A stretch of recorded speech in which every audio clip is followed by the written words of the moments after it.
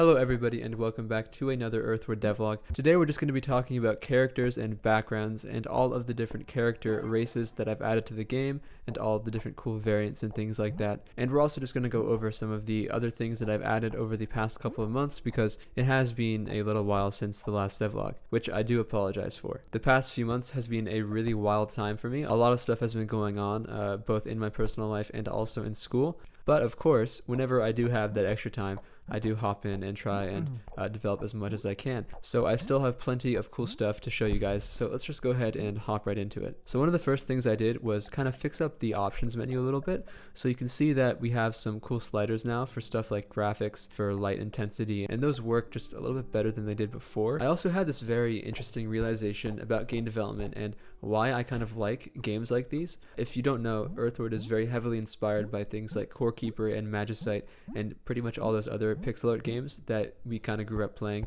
at least if you're like around my age, which is 22, 21.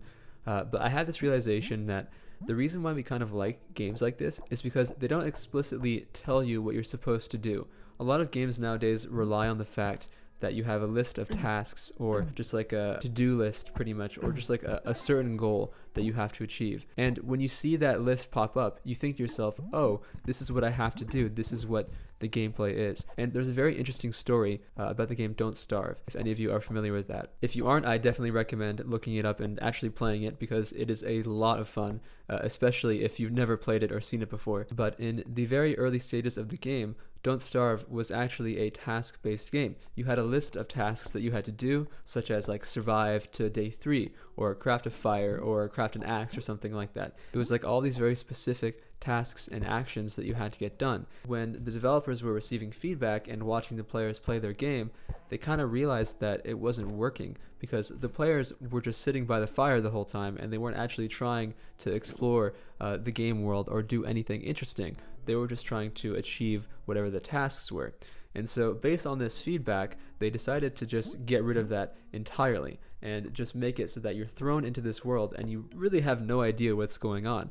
But through trial and error, and also through the own players' sort of like intuition and intelligence, they're able to figure out what's going on and get a sense of survival and a sense of the world. And I think that kind of game is my favorite kind of game.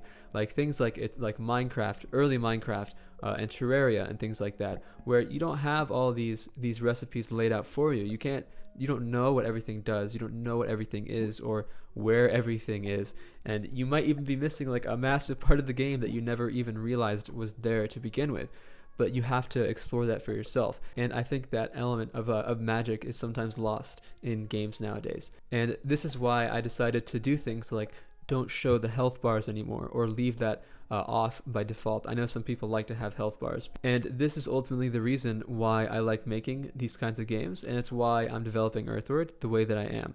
And it's also why I really like games like Magicite so much, is because there's probably things I still don't know about it, even though I played it a pretty decent amount. I want to take that element of sort of like exploration and put it into this game, so that way there's a lot of things that you can do, but you have to just figure it out for yourself. And so thinking about that recently has made me rework a few of the things in the game. It's kind of made me restructure my plans a little bit for what I want the NPCs to be doing and how I want to be crafting items and discovering items and things like that. And to come back to the options, it's also why I leave the health bars off by default, because you don't really need to see how much health the enemy has. It's more interesting if you can just kind of like figure it out, be like, oh hey, I hit this thing with like a stone sword and I hit it 4 times and then it dies. Or you can just remember how much damage you're dealing because, I mean, there are pop-ups, right? But onto some of the real changes that I made. I added some more save slots. You have now 5 of them instead of just 3.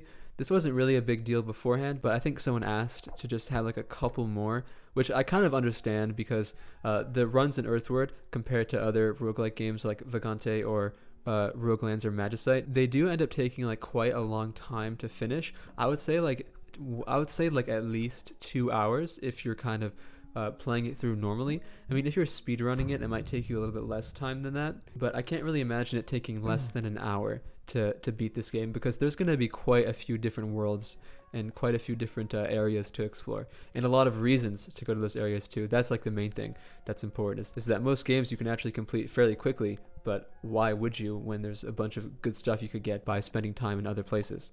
And speaking of adding more places and more rooms, I added some more interesting town variants to each of the worlds. So now whenever you go into a town in the mushroom biome, it's actually a mushroom town, and the same goes for the jungle, and the same goes for the forest. This of course was always planned to be added in, but I just hadn't actually put in the logic to do that yet. And this is really cool because now I can start adding some specific NPCs to these areas, like mushroom NPCs or jungle themed NPCs and things like that to the jungle towns. And when it comes to talking to the NPCs and for the shops, I mentioned earlier that I was going to change the way I did that.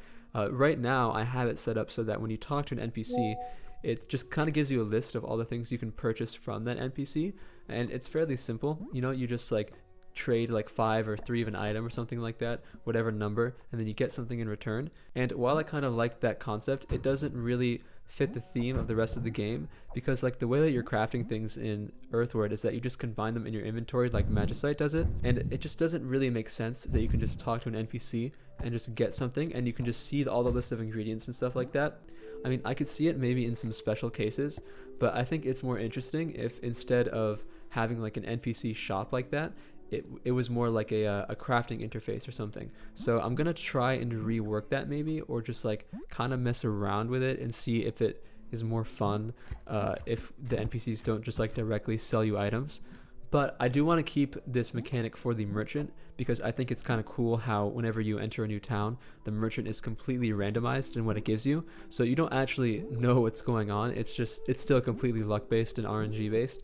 And I think it kind of gives a little bit more personality to the merchant. But who knows, I might end up keeping the NPC shops if it really makes the game play a little bit better. Ultimately, at the end of the day, all philosophy aside, that's kind of the most important thing. So another really huge change I made was to the character selection screen.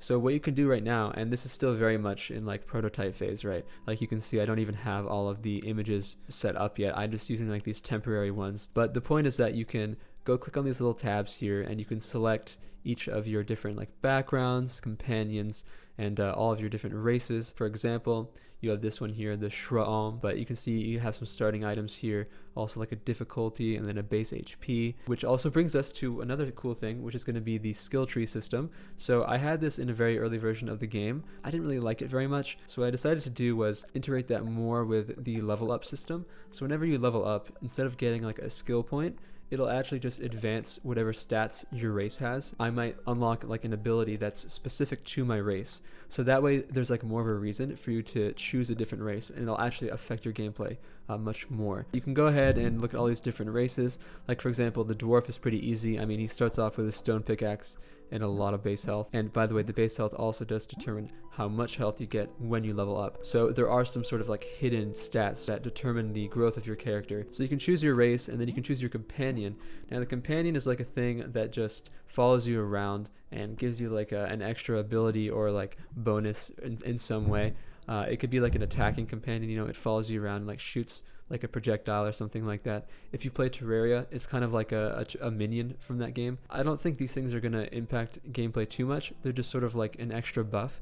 But I think it'll be cool to have some like really rare ones you can get that give you some special abilities. And also similar to Roguelands and Magicite, whenever you die, based on what you did during that run, you'll unlock certain things. So like for example, this this locked character here says you have to defeat 10 arcworms in order to unlock it. And the same goes for the companions and the backgrounds, which as you can see are all just kind of blank selectable boxes that don't do anything right now. But if you're like me, I just like pressing the randomize button and getting something cool. In the gameplay itself, I've actually done quite a bit of overhauling. So because I'm pretty much done with the back end for the game, meaning I have all of like the core mechanics kind of prototyped at this point, it's mostly just me kind of polishing stuff out and making it look really nice and adding in all the items, all the worlds. So really soon you're going to start to see a lot of new content. One of the new enemies I added was a segmented enemy. The only segmented enemy that exists right now is the arcworm, which is pretty cool. It actually has this cool like little motion tracking on its eye if you look carefully.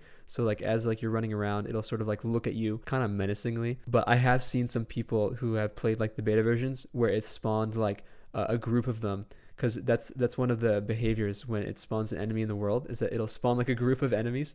And so some very unlucky people might just end up getting like a group of arcworms like really close to the beginning of the game, which is also, I don't know if I want to keep that because that might be kind of like enraging for a new player, but it is also kind of funny. It does sort of fit in the theme of the game where it's just like, oh, well, you got bad RNG, like that kind of a skill issue. But I'm super excited to keep programming some new enemy AI. It is going to take a little bit of time just because that's kind of the nature of programming game AI. You just got to kind of really polish up those behaviors. But I think it's going to be a lot of fun. I got to come up with some cool ideas for enemies. That's going to be like the next pretty big task. And of course, making sure that those kind of work with the gameplay and adding some items that are related to them as well. You know, like I have things like the tiki armor, and maybe having an enemy that drops it or is like themed towards that might be a kind of good idea. And one more thing I also want to do is like kind of fix up the world generation just a little bit more. It is probably in its best iteration right now, but there's a couple of like things I could do, I think, to make it a little bit more fun. You know, a couple more branches, or maybe some like smaller branches, because each branch kind of goes like really far out right now. So maybe just making the worlds just like a little bit smaller. But other than that, that's pretty much the main changes that I've made in the past couple of months. There are a lot of new items, but I think it's kind of silly for me to be spoiling that when the point of the game is to explore and find out those things for yourself. So you guys are going to just have to play the game when it comes out. Sorry. Thank you all so much for watching. If you guys want to support Earthward's development, you can become a Patreon supporter or join me in the Discord down below. Either one of them work fine. Both Patreon supporters and Discord supporters get a free Steam key of the game for beta testing of Earthward. So if that tickles your fancy, you can go ahead and consider that. But yeah, thank you guys for watching, and I'll see you in the next devlog.